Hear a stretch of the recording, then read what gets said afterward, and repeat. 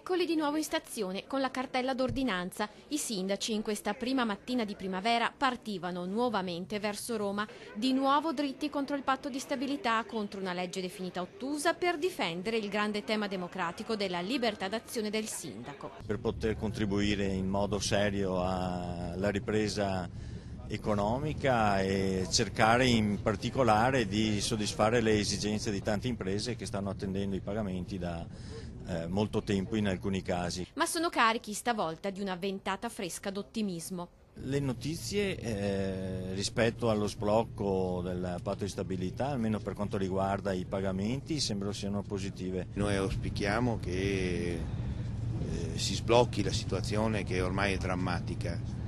Se ciò non dovesse avvenire ci troveremo in grosse difficoltà, nel senso che ormai i bilanci sono all'osso. E così durante il viaggio, passando per il corridoio, si sentono fare i conti di quel che hanno in cassa. Io ho 3 milioni e 8 circa in avanzo di amministrazione e sono cifre importanti.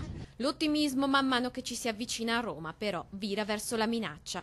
Non c'è più nulla da tagliare, quindi non sapremo più come muoverci se non chiudere il comune. Ci siamo, i sindaci scendono e cominciano la loro nuova marcia su Roma, la Banca d'Italia, l'Altare della Patria e finalmente, si fa per dire, Montecitorio. Non si può entrare in piazza con la fascia. Se entrano tutti i secchi con la fascia è come se fosse una manifestazione dei sindaci. È come se fosse se partito come se fosse un cortello, no? Ma è l'ordine superiore. Non è che giustifica a lei da dove.